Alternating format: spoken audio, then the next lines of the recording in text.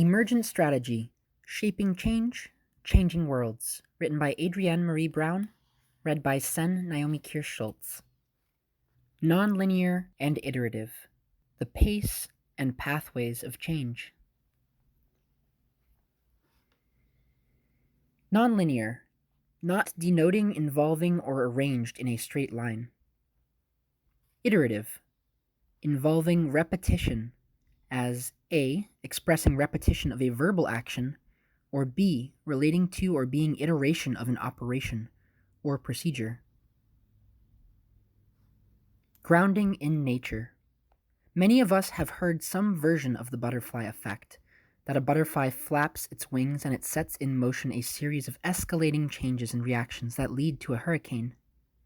This is also called chaos theory, the study of behavior and conditions of dynamical, changing systems that are highly sensitive to initial conditions. There is chaos, there are cycles, there are winding paths.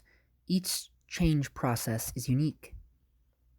Quote, "Nature has taught me so much about moving with the seasons, that we need to honor times of harvest and times of rest, that the frenetic pace of doing without being present with each other and the season that we are in, what is happening around us, is unnatural and counter to life. So it has made me realize how important community ceremony and celebration is to our efforts to transform the world." End quote. Brenda Salgado. Quote, "From its own fetal curves, green fiddleheads produce ancient spiral formations. The fiddleheads teach me to unfurl my own lineage and experience patterns, examine them, be with them, and listen to their messages. The fiddleheads are gifted time travelers. If I don't learn the lesson now, the pattern will show up in my life like an unwelcome visitor. By meditating with the spiral in mind, I can focus my attention on re-encountering the old wounds differently and imagine a new possibility. The fiddleheads teach me the vitality of a perspective shift. The fiddleheads teach me to respect the slowest micro movements and own my way forward." End quote. Marie Vargas. Quote, "Climbing Poetry's Naima Penniman asked, I wonder if compost believes in life after death. Like compost, our work is not linear in a static time frame, not discounting set goals and objectives. Compost has taught me how to reflect and grow from an action or effort in organizing beyond the breadth of conventional expectation. Our successes can be measured more than one way. How did we learn from our hiccups, our errors, mistakes, fuck-ups, drama, and difficulty that goes into an action, our shit? How can future generations learn from and build on what we do, our work, and our intentions now?" End quote. Sierra Pickett.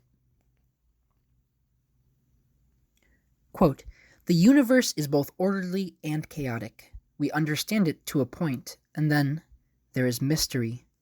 And that is not linear or cumulative. There is no eventual elimination of mystery. There will always be mystery and knowledge. Humans are both understandable and mysterious. Communion is all about acceptance, and organizing is about both." End quote. Peter Hardy.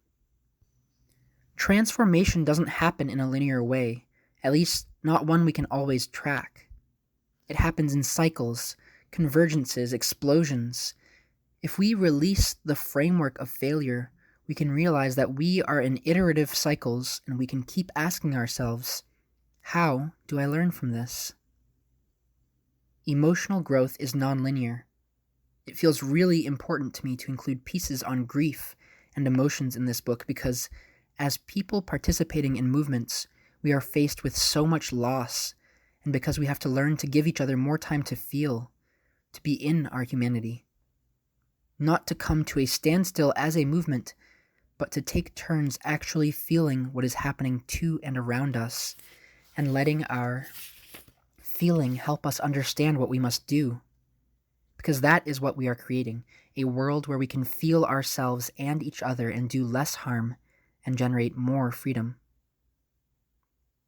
As movements are made up of humans, movement growth is also nonlinear. There are two major movement cycles that I want to uplift here: Occupy and Black Lives Matter, movement for Black lives, as recent nonlinear organizing processes that started off to speak to class and race intersections in the US, respectively. Both grew from common longing, from a relinquishing of control, and from a celebration of leaderful transformation. Both have been challenged by the limits of our human capacity to cooperate, sustain, and grow in conflict, by the weight of large-scale expectations on something long-awaited but new, by the learning pains of organizing for depth in the age of social media. However, these are the most exciting mass movements I have lived through and are both part of any justice that we are creating. In a nonlinear process, everything is part of the learning, every step. That includes constructive criticism. It is a part of the feedback loop. Experiment, gather feedback, experiment again. This is how we learn. That said, the line between constructive critique and hater is a hard one to navigate. In this section, I will also offer a protocol for haters, who are the least useful parts for movement building and social transformation. A time-traveling emotion. In the moment, I was not ready to feel the feeling, my skin too firm, my faith too solid. When the future all seemed ahead of me, it was easier to fold an emotion into me and believe it was gone, or at least silenced.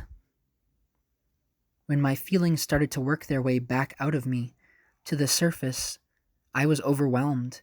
I put my hands over my mouth to hold it in, but it didn't matter. I was brimming, screaming. I am not the only one like this. It may be a human condition, or an empath condition, or black girl magic. It may even be an epidemic of consciousness. I am not convinced. We get to know that. But in my 20s, when I was gut-shaking about things that were leaping out of me like emo tweens, that's when I learned about the time-traveling emotion. It is like anything else that traverses time, both fully of another time and fully present in the place when it appears. In the case of grief, the time-traveling emotion touches into your sadness over a present-day experience of absence and then drags forward a living satchel of the most tender, innocent moments, the smallest memory, or perhaps sucks your heart back in time. My grandfather, impossibly big and godly, hugging me in his own garage just out of the near Georgia sun, with the smell of hay and horses around us. It isn't just the senses, but the complex spectrum of a moment completely felt. The more I learn to feel, the less time it takes a time-traveling emotion to catch me. Years instead of decades, hours instead of months, seconds instead of weeks. I am even learning, sometimes or more often, to feel in real time, and to survive feeling a whole emotion in real time. With less shame, I say no to anything that wastes my time. I gather and give myself hours that belong to no one else, alone or with healer types. I claim time when I can be in my body and self, and in that solitude or healing company, I become a defined place for a time-traveling emotion to locate, an X, on the nonlinear map of my emotional life. The emotion is a living thing, showing one face when it arrives, and as it leaves, I see it's really a pattern, delta-ish, blood in veins connecting aspects of myself as disparate as lung and toe. Music is one of the systems by which emotions traverse time, both in tone, content, and something as simple as age. Some emotions stay in the soundtrack of their root memory. There's a Janet Jackson song that opens the way to an emotion of innocence. A new song can surprise me when it opens the way to something dusty and eager to be felt. Each time-traveling emotion softens me, especially those that return often. It's so humbling to feel something in spite of logic, time, circumstance, and thinking the feeling is finished. Grief is a sharp visitor, her long nails a surprise in my chest. Heartbreak is heavy and fireworky, like full-body tears, swollen eyes. Joy melts my jaw. It's all waves, though, moving towards and up, through and beyond, and once I've survived an emotion that has reached across time to demand my attention, I feel so resilient. That resilience makes me soft and wide enough to handle the complex, mercurial existence of the present moment. I trust myself to feel, to grow from what I feel, not to run when I sense a feeling coming. I am a student of this phenomenon that makes time a shapeshifter. I still fold moments of particular intensity into me, but I now do so with a bit of a spell attached. I promise I will be ready for you when you find me. Quote, life is a matter of a miracle that is collected over time by moments, flabbergasted to be in each other's presence. End quote. Timothy Speed Levitch, Waking Life. Spell for grief or letting go. Adequate tears twisting up directly from the heart and wrung out across the vocal cords until only a gasp remains. At least an hour a day, spent staring at the truth in numb silence. A teacup of whiskey, held with both hands, held still under the whispers of permission from friends who can see right through, okay, and fine. An absence of theory, flight as necessary. Poetry, your own and others, on precipice, abandonment, nature, death. Courage to say what has happened, however strangling the words are, and space to not say a word. A brief dance with sugar to honor the legacies of coping that got you this far. Sentences spoken with total pragmatism that provide clear guidance of some direction to move in, full of the tender care and balance of choice and not having to choose.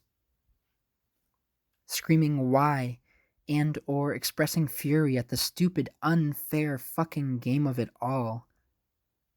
This may include hours and hours, even lifetimes of lost faith. Laughter, undeniable and unpretended. A walk in the world, all that gravity with breath and heartbeat in your ears. Fire for all that can be written. Moonlight, the more full, the more nourishing. Stories, ideally of coincidence and heartache and the sweetest tiny moments. Time. More time. And then more time.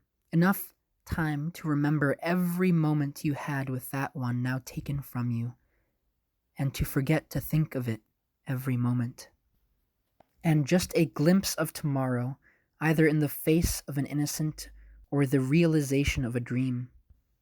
This is a nonlinear spell. Cast it inside your heart. Cast it between yourself and any devil. Cast it into the parts of you still living. Remember you are water. Of course you leave salt trails. Of course you are crying. Flow. P.S.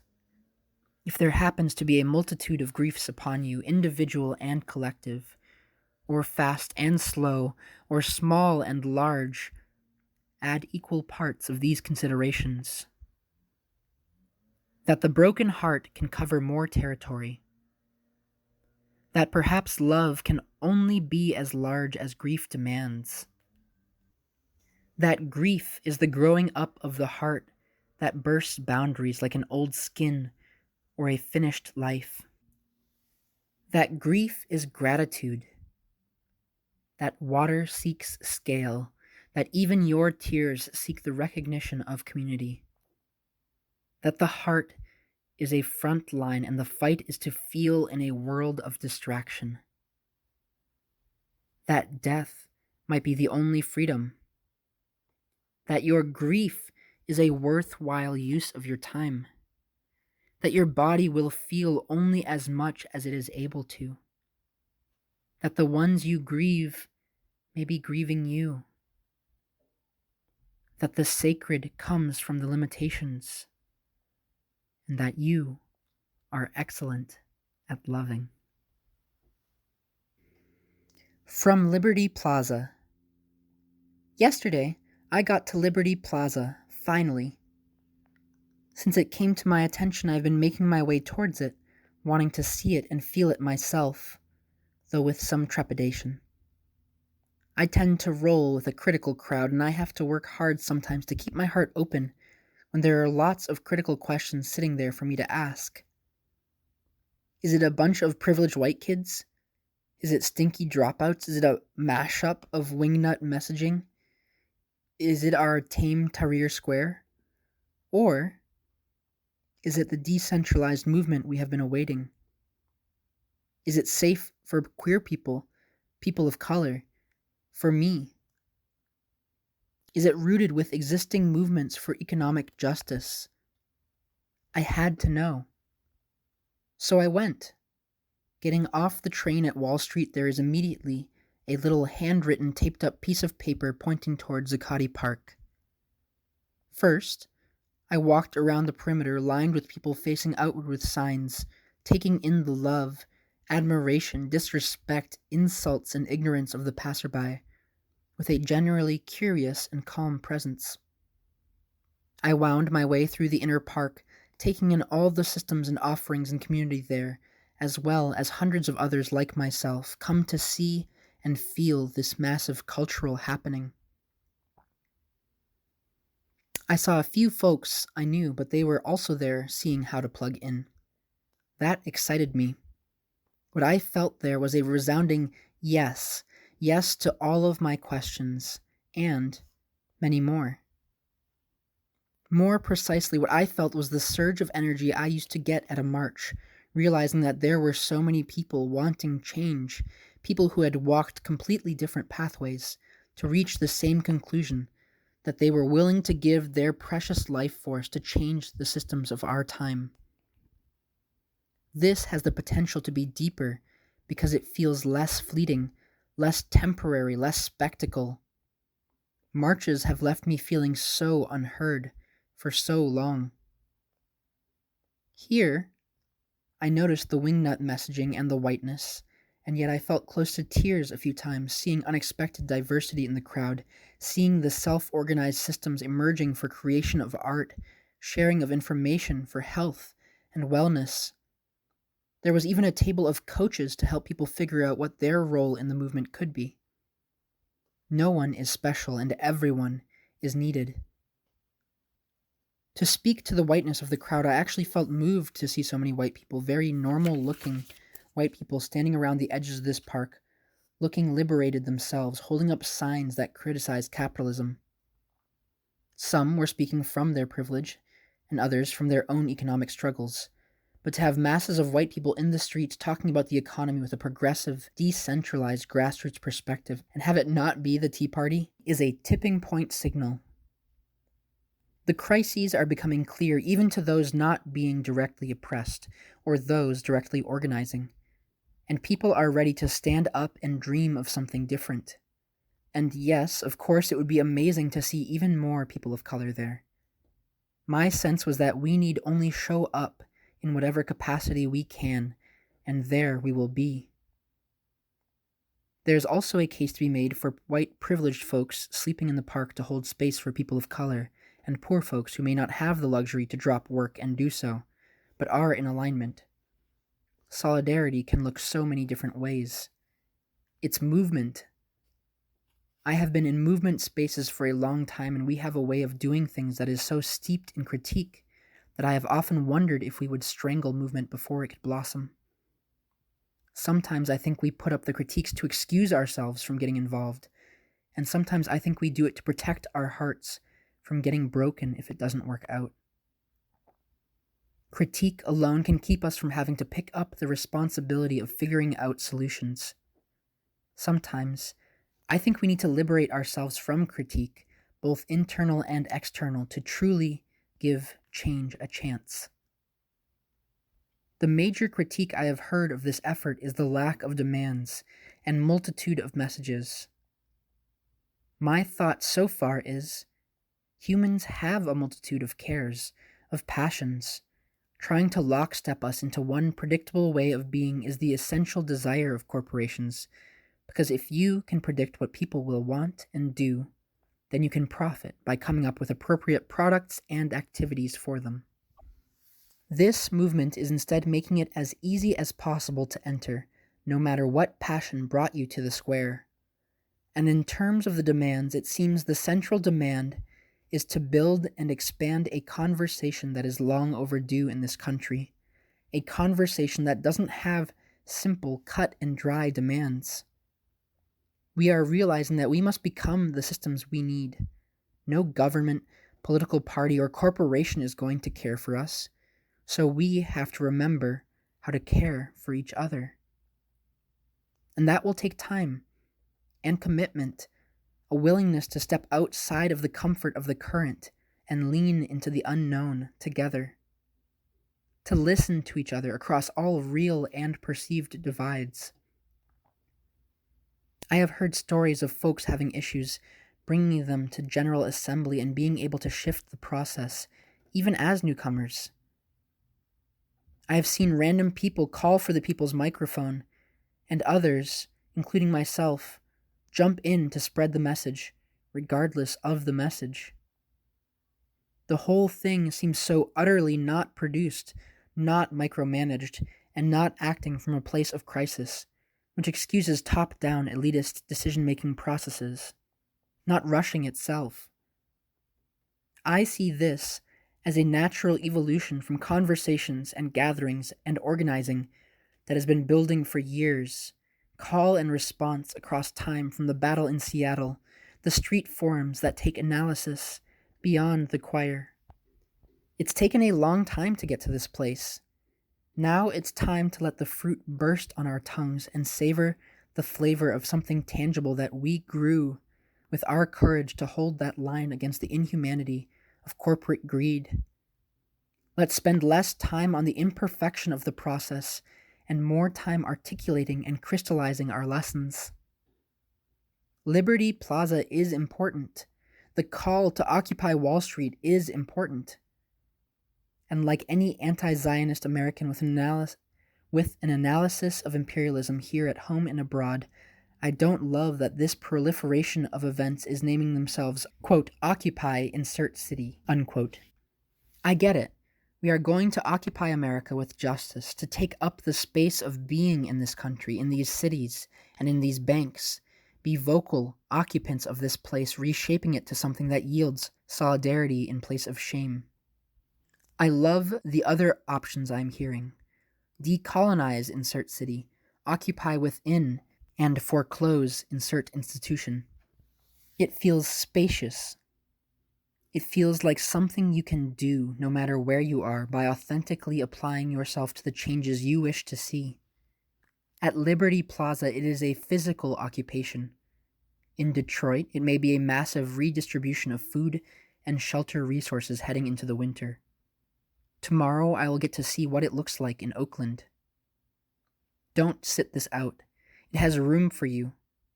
Find out, start, or help shape what is happening in your town.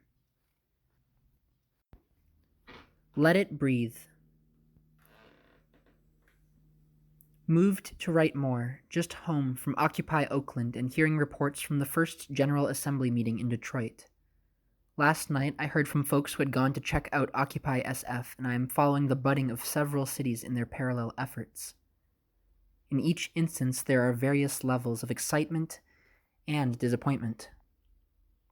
There is such urgency in the multitude of crises we face, it can make it hard to remember that, in fact, it is urgency thinking, urgent, constant, unsustainable growth that got us to this point, and that our potential success lies in doing deep, slow, intentional work.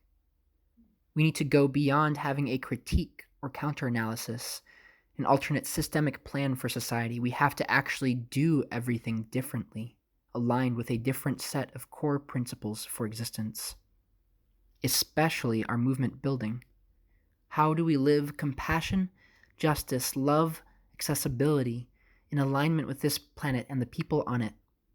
How do we live our values? As we are, so it, our work, our movement, will be. For the majority of us, myself included, this means vast, ongoing transformation from how we are currently living and being. And as we transform, we see more things that need transformation within ourselves and the world. It is so important to cultivate our patience, our thoughtfulness, our willingness to slow down and seek the wisdom of those not already part of our movements. Not to get them in step with our point of view, but because we need their lived, experiential wisdom to shape solutions that will work for the majority of living beings. It is imperative to regenerate our curiosity, our genuine interest in different opinions, and in people we don't know yet. Can we see them as part of ourselves and maintain curiosity, especially when we want to constrict and critique? Can we each take our little spark from the fire that has started and truly let it breathe enough to grow? Occupy Wall Street didn't start off as big as it is now. It started small and built community, cultural norms, and communication. And it's still building. The challenge in other cities is that we are all starting off with a lot more people at the table, with ideas and directions and agendas to push. That means time spent on getting a clear decision-making process in place will be worth every second in the long run. That means facilitators skilled in consensus and synthesis have an important role to play. That means that individuals and organized bodies with all variety of experiences are showing up, and we have to humble ourselves to value all contributions, from the newest people to the most organized, professionalized folks. That means our socialized practices to control each other and compete are going to emerge, and we have to be attentive and accountable as we try to open ourselves to something larger than our particular formation or analysis. That means we can do, be, and create whatever we want to see, knowing ours is one effort in the midst of many, and the multitude is where our power lies. Before joining Occupy Oakland folks today, I got to witness 2 incredible presentations on movement and network building at the Engage Community of Practice gathering I am facilitating. One of them, from Jenny Lee, offered a key metaphor that is used at allied media projects. The role of organizers in an ecosystem is to be earthworms, processing and aerating soil, making fertile ground out of the nutrients of sunlight, water, and everything that dies to nurture the next cycle of life. All that has come before is in the soil, which now yields the movement to counter Wall Street and the systems of capitalism and create a new economy of relationships, a new society of care and respect. In that paradigm, there is no failure. Everything we attempt, everything we do, is either growing up as its roots go deeper, or it's decomposing, leaving its lessons in the soil for the next attempt. Another lesson I observed from the People's Mic experience at Occupy Wall Street: if someone called for the mic, they were granted it. But if people weren't feeling the statement, eventually they stopped repeating it. I shared that observation with Jenny, and she observed that, in a way, Twitter has prepped us for this succinct and self-selecting rebroadcasting of each other. And just like with the People's Mic and our social media efforts, what we pay attention to grows. Let's cultivate the movement we want and leave space for others to do the same. There is room. Let it breathe. Quote, "We are basically this very young species, only 200,000 years old. We're one of the newcomers, and we're going through the same process that other species go through, which is, how do I keep myself alive while taking care of the place that is going to keep my offspring alive?" End quote. Janine Benyus. A protocol for haters. As much as we, who do and or fund social and environmental justice, speak of movements, When they actually spark, many of us cannot tolerate all the newness and unknown that comes along with scaling up our efforts to create change. We want instant order, more familiarity, a perfect plan for all of eternity, a set of lockstep agreements to either adopt or reject. We can also be quite vicious when movements appear from places we weren't looking. Zuccotti Park and Ferguson were not hotbeds of movement, investment, and organizing at the moments when they became the locations for historical change. And with both Occupy and Black Lives Matter, a lot of people who didn't create the movement moments had a lot to say, a lot of critiques on what the movements were not doing and or needed to do. There's a poem here included called When Are We? When are we? When are we? I feel we, all mine, are lost in time. They raised the battle flag in Avon, Minnesota today to show the borderlessness, but we already knew everywhere is war. But when and why do we hear bugles? Do we smell smoke when we hug black bodies? Oh, the church is on fire. No, another one. No, another one. No, another one. No, another one. No, another one. No, another one. It's those ghosts again. Their children's children are non-linear haunts. But isn't this the future? How are a million eyes open, but no one will look? When can we run, go hide? When are we? These days of ashes, we wake up wary. Which illusion is killing us? Which construct? Is it our flesh hunted or our time? Each moment fills up with smoke. We are catching fire again.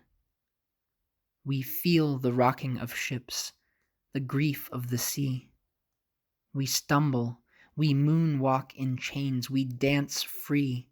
But when could we just be? Sometimes it is hard to see that ongoing movement work is always in the soil of new and rapid growth. And sometimes it's hard to admit that for all of our strategizing, we weren't the ones to articulate the moment. Sometimes it can make us into haters. A hater is a person that simply cannot be happy. I have been disappointed by how many movement haters there are, how many people have attacked these movements on sight, or more precisely, these movement cycles, because this is all part of a larger, ongoing, intersectional, many-headed movement towards justice and liberation. There are way too many people in critique mode who belong to no formation, who spend their lives writing volunteer think pieces in 140-character bursts of internet.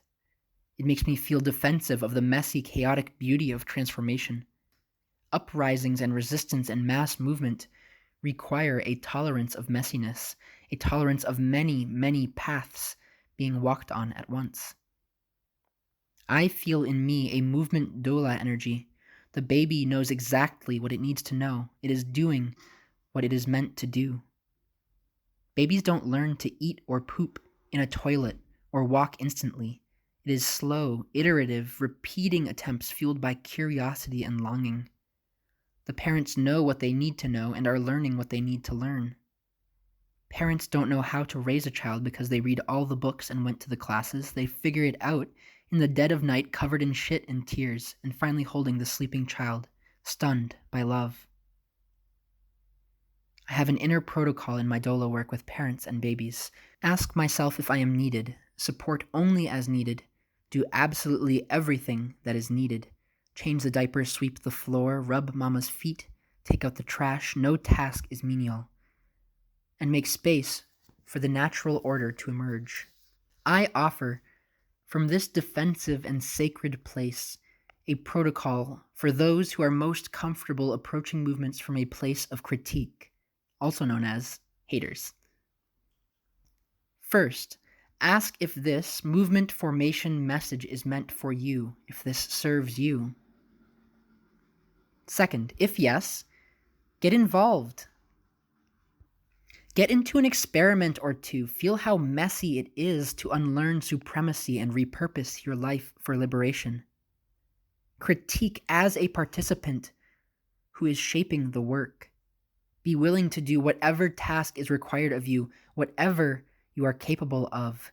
Feed people, spread the word, write pieces, make art, listen, take action, etc. Be able to say, I invest my energy in what I want to see grow. I belong to efforts I deeply believe in and help shape them. Third, if no, divest your energy and attention. Pointing out the flaws of something still requires pointing at it, drawing attention to it, and ultimately growing it. Over the years, I have found that when a group isn't serving the people, it doesn't actually last that long, and it rarely needs a big takedown. Things just sunset, disappear, fade away, absorb into formations that are more effective. If it helps you feel better, look in the mirror and declare, quote, there are so many formations I am not a part of. My non-participation is all I need to say. When I do offer critique, it is from a space of relationship, partnership, and advancing a solution. End quote. Fourth, and finally, if you don't want to invest growth energy in anything, just be quiet. If you are not going to help birth or raise the child, then shh. You aren't required to have or even work towards the solution. But if you know a change is needed and your first instinct when you see people trying to figure out how to change and transform is to poop on them, perhaps it's time you just hush your mouth. As Detroit movement ancestor Jimmy Boggs taught, quote, it is only in relation to other bodies and many somebodies that anybody is somebody. Don't get it into your cotton-picking mind that you are somebody in yourself. End quote. We are all learning what it means to be somebodies who shape the future, to operate at the scale of transformation. This has been Emergent Strategy, Shaping Change, Changing Worlds, written by Adrienne Marie Brown. Nonlinear and Iterative, The Pace and Pathways of Change, read by Naomi Kirst-Schultz. Thanks for reading along.